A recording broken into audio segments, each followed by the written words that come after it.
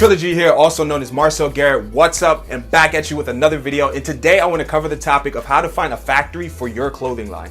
Now, I've been all over YouTube and I've seen multiple videos, dozens of videos, and I haven't seen anyone give an in-depth actual view, a breakdown of the process on how you can actually get your brand, your t-shirts, your cut and sew garments actually produced by a factory. So today I want to go over a few tips and a few essential things that you'll need in order to get your stuff manufactured by the factory, but also just to be able to get a production and to bring your ideas to life. So starting out with tip number one, where do you prefer to get your clothes made? Now, everywhere all over the world, everyone has a different hand.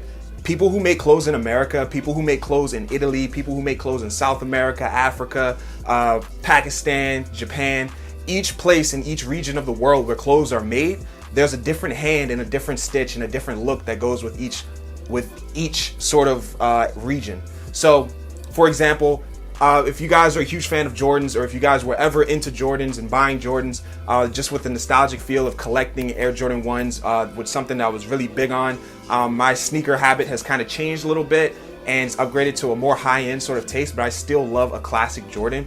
Now, the reason why I bring up Jordan is because if you go through all of the Jordan numbers from 1 to 23, 1, 2, 3, you know, all the way down to 23, if you look at specifically the Jordan 2, those are the ones that commonly people say that those are the worst Jordans. Those are the ones that people don't like the most. But a fun fact about that is that that Jordan one is actually made in Italy. So that's the reason why that whole shape and the way that shoe looks is completely different than every other Jordan that was retroed and designed after that. And it brings me back to my point. Each shoe and each garment that is made in a different area has a different hand and a different look to it. So by you figuring out where in which part of the world that you actually want your garments to be made and the kind of hand that you want, then you'll be able to figure out where you would want to start to produce. London has a more high-end, a more heritage sort of look when it comes to fashion and clothing and t-shirts, even down to streetwear. Japan has a more transformed sort of look of streetwear, where you have brands like Murakami, you have just a bunch of different brands that add very colorful prints and make it very exciting clothes. So by you being able to figure out where in the world you want your clothes made, not only do you figure out the hand of how your things are going to look to make sure it's coming out exactly how you think it is, but it also helps you to figure out that goes along with it. Things are way more expensive to produce in America, and I'll be 100% honest and just candid. And in my personal experience, I've produced a lot. I've produced a couple collections in America. I've produced a couple collections overseas, and I've produced a couple pieces overseas as well. Probably, I want to say, like in Japan, handmade in Japan. The thing that's really different about all of these areas is that you get charged differently for each region of the world that you're in. So depending on your budget and depending on the hand that you're going for, you want to be able to produce in a place that really is affordable for you. Tip number 2, communicating your design. Now, when you're communicating your design, you want to be able to express not only just because normally with communicating your design, you want to be able to express your design the best way that you possibly can.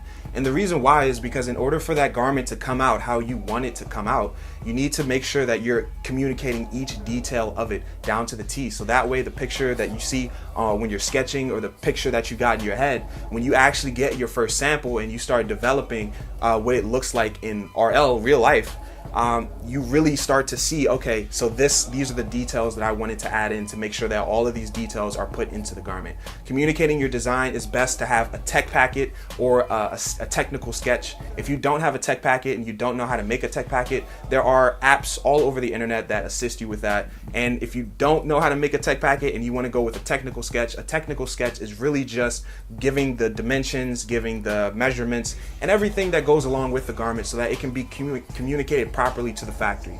Another thing to consider is that when you are producing overseas, or if you're producing in a country where English isn't the primary language, or there's a language barrier, you have to be able to make sure that you won't necessarily need a translator, but numbers are universal.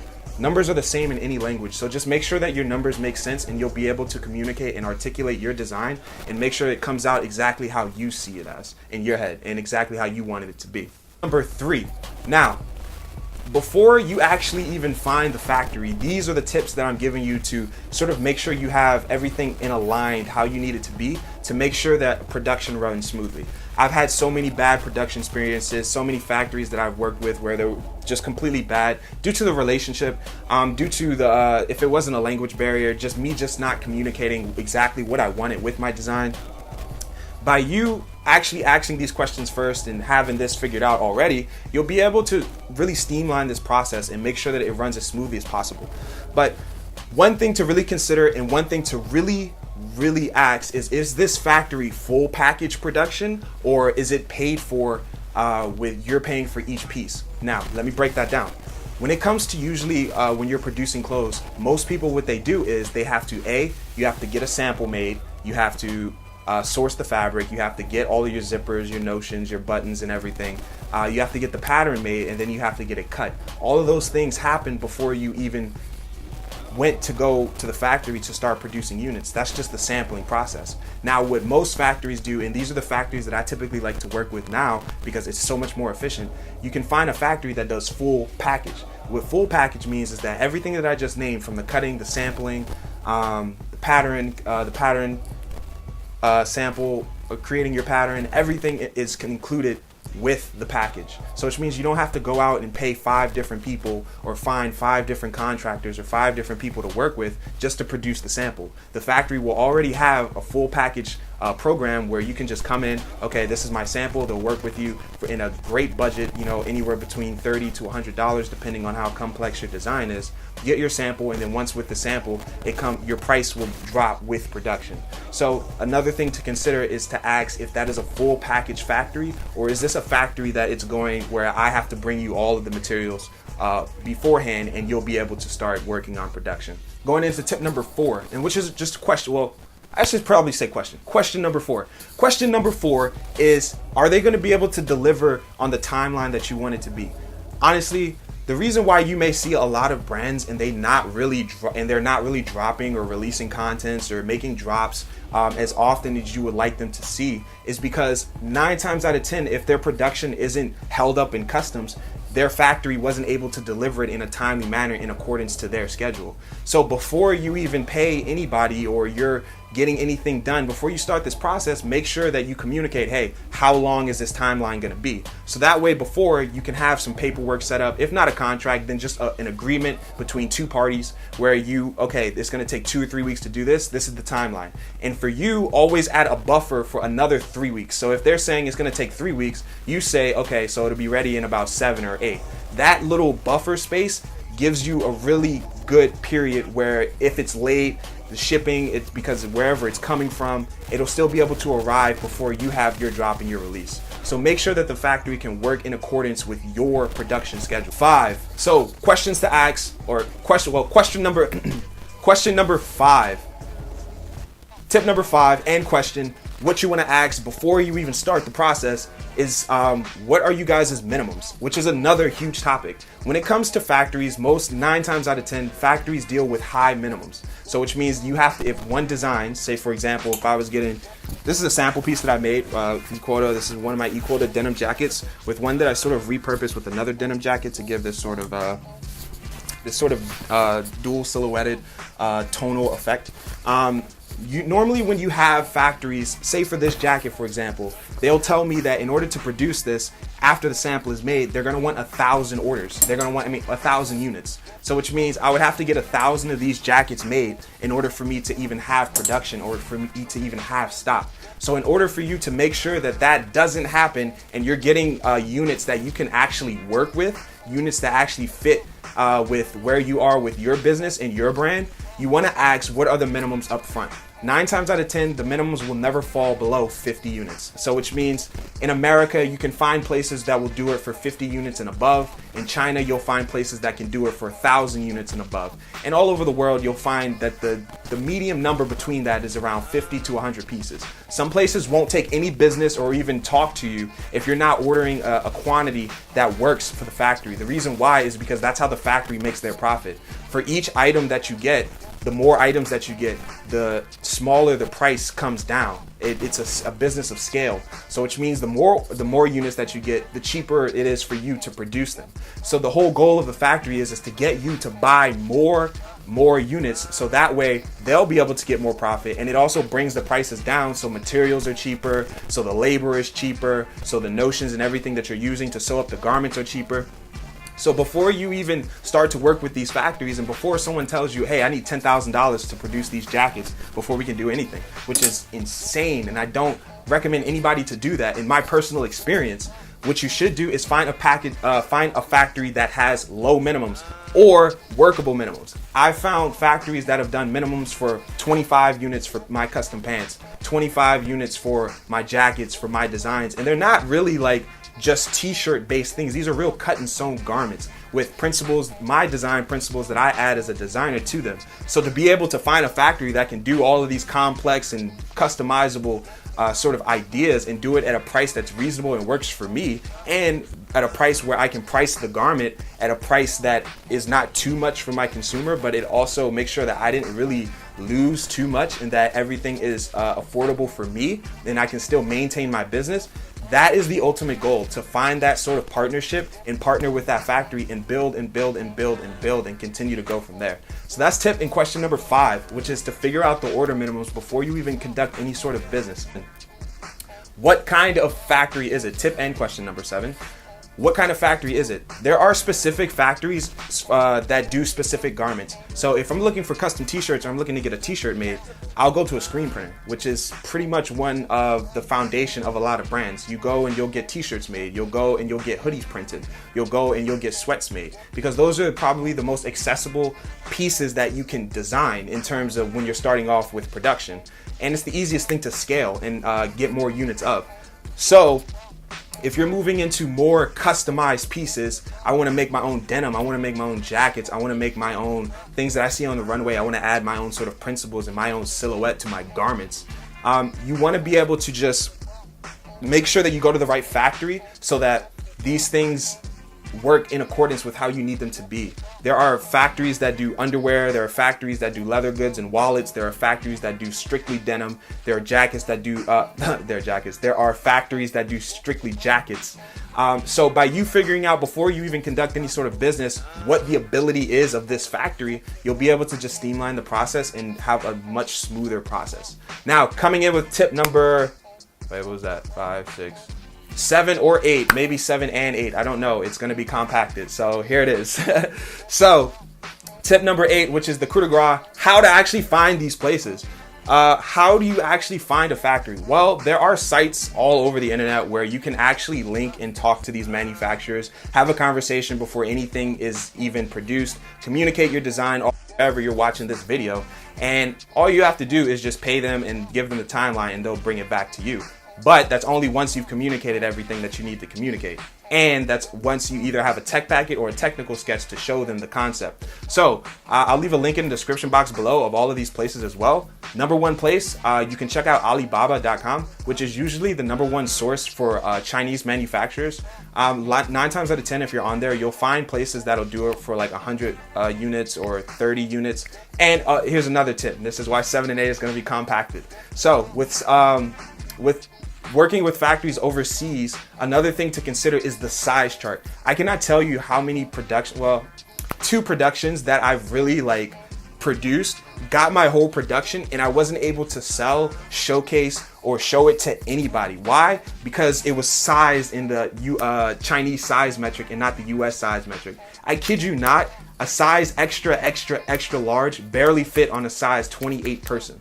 That's to show you the difference in size conversion. So before you even go and you pay anybody or you're getting these things developed, make sure that there is a size chart that fits the demographic that you're making clothes for, whether it's yourself or whether it's for your customer base with your fans, or customer base for your brand, or just whoever you're making these clothes for, or if you're running production for somebody else. If you have that size chart, you'll make sure that everything comes out exactly how it needs to be and it fits people exactly how it needs to be. So going back to places where you can find these sort of online, or not necessarily online, but get connected with these factories, Alibaba is one. Another thing is there are sites, if you do a small Google search, you'll be able to find, I forgot the actual name of it, but I'll try to find it. If I can't find it, then I'll give you an alternative if it's not in the description box below. Another thing you can do is also search hashtags on Instagram. Search hashtags like factory, production, cut and sew, clothing, and you will find a slew of factories not only located in the United States, but they're probably local. A lot of factories are in New York, Middle America, and Los Angeles. Those are the places that have a real high number of them. The places that do the real cut and sew. Jerry Lorenzo's Fear of God is made in Los Angeles. Rude by Ruigi is made in Los Angeles. Originally it was made in China, but now it's been moved to Los Angeles. A lot of good New York brands stick to production and houses in families that cut and sew their things. So it can be a small, nimble team. It doesn't matter, but as long as you can get the units out and it's going exactly how you want it to go according to your plan, your budget, and also your timeline. So I'll leave in the description box some factories that I've worked with off of Instagram where I've had samples made, or I've either ran a production that I think are very trustworthy and high valued factories that can actually do some real good for you. And another thing to consider is that there are a lot of factories that are just looking to take your money and they're not going to send you anything. They're not going to send you your production. If you guys have seen my previous video where I'm giving you my story of how I got started in the fashion industry, how my production experiences with my first real collection, where I ended up doing a show for Barney's, I ended up doing a show for Urban Outfitters, I ended up doing a show for Jimmy Jazz. I ended up doing all of these projects, and the collection that I was supposed to deliver to them, I never received my collection. And to this day, like, I'm still going in hard with this factory because it was really some sleazy, effed up stuff. But after being in the business for a while, I learned how to maneuver these situations so that these things don't happen again. And I want to give this information to the internet and give this to my YouTube fam and my community so that if you guys are producing clothes or you're ready to take that next step, that you don't make the same mistake and just work with anybody just because you're so eager and you allow them to take advantage of your dream and your passion, your heart and your art and everything that you put into your garments. Don't allow them to take advantage of that just because they're trying to sell you a dream or they're just trying to take your money. So before you do any sort of currency exchange, what you would want to do is to go down those tips that I just gave you, and I promise you everything will be fine. Everything will run smoothly. All of these things, all this information I'm giving you is based off of my personal experience. So if it hasn't worked for me, it didn't work for me, and I learned the lesson on what to do. So that's why I'm making this video. So make sure your size chart is actually fitted to yourself and your customer base. And I'll also leave in the description box just a few other factories here in the United States that I've worked with that are actually pretty good and pretty decent. They do cut and sew, ranging from jackets, t-shirts, pants, sweatpants, contemporary menswear. So you'll have things to play around with and things to really just let your creativity go. So I hope you guys enjoyed this video, and I hope this helps. And if you guys need any more information like this, or you have any more questions, or you have any questions, drop them in the comment section below. I'd love to hear them. And if it's something that I can honestly answer from my own experience, I'd love to just, give you guys that info and put you guys on game, because we're all in this together. We all have to grow. I hate when people just hold all the information for themselves thinking that that's how you're going to win. It's like, no, you have to give back to people. There are other people who have dreams and aspirations. So if you share the information, no matter if it's a year or 2 years from now, they'll be able to do the same thing for them and be able to do something that they love. So drop in the comment section below. And until next, Garrett signing off. I'll see you guys later.